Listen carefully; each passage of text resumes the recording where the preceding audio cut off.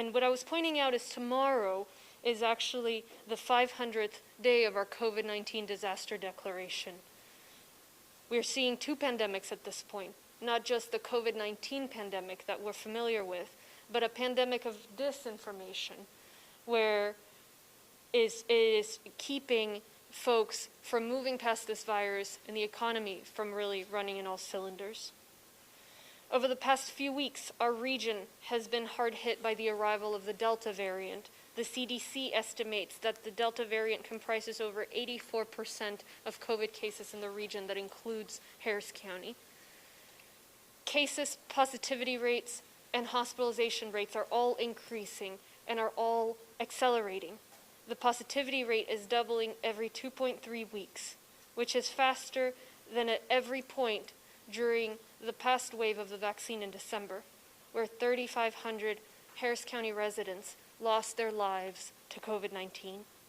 The ICU population is doubling every 4.8 weeks. That is almost as fast as the fastest rate over the last wave, that same third wave. And we had huge numbers of hospitalized. Then we had huge numbers of hospitalized during the second wave in July. And if we don't bring the cases down now, we're going to see those similar results of many, many people going to the hospital and people dying unnecessarily. We're in a deadly tension between the spread of the Delta variant and vaccination rates. And that's why we need folks to get vaccinated.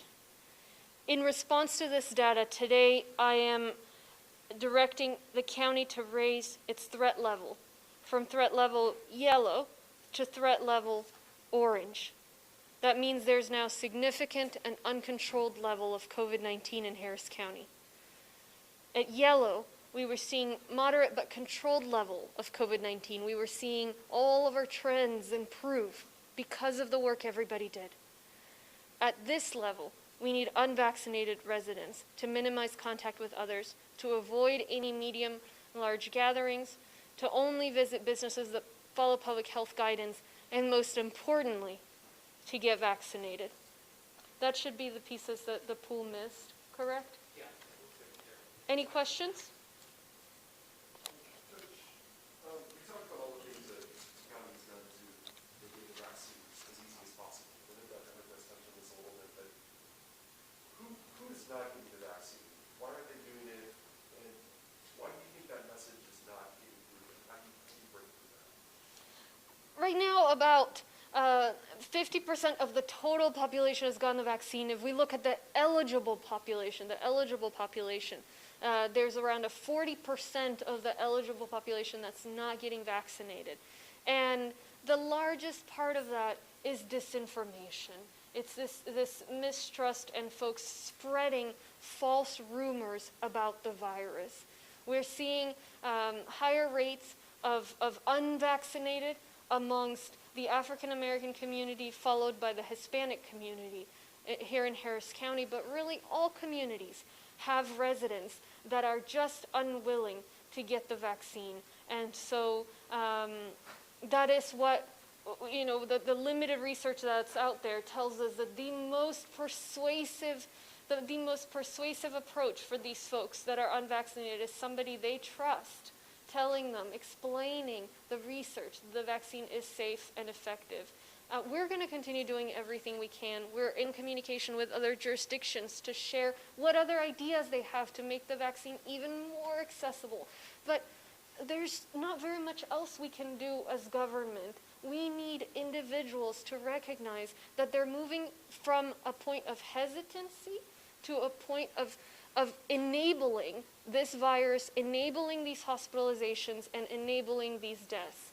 And so we have got to draw a line there on enabling, and people who are not getting the vaccine need to go and get it. On that note, people making that decision. Yesterday I asked Governor Abbott about requiring masks in schools, and he told me, quote, "We're past the time of government mandates. We're into the time for personal responsibility." Do you agree with this statement that this is more about personal responsibility at this point, or if not, what tool, what mandates, what do you believe the government needs to do basically to try to bring these numbers down? what we've been past from the very beginning is a time of political back and forth, and so I don't want to get into that. What I will say, from the beginning, we've seen it. When there have been mask requirements, people wear the mask. When there's not a requirement, people don't wear it. That's why there's seatbelt requirements. That's why there's fines for parking in a handicap spot. Realistically, right now, I'm not able to require masks, and so the best that I can do is plead with the community. Plead with the community. I know there are many people in this community, perhaps the majority of the community, that has been extremely responsible. Yes, we've seen thousands and thousands of deaths, but we haven't seen our hospitals overwhelmed like they have been in other large counties because of the actions of responsible, patriotic people in the community. So I ask that those same people help us out again, wearing the mask, and everybody else that they get their vaccine. Very, very concerned about schools starting out without masks, and so, but the best I can do is be very, very clear in my messaging, and I'm doing all I possibly can to do the job I'm elected to do, which is to protect our community. I don't have all the tools at my disposal that I did, but I'm using every tool I do have.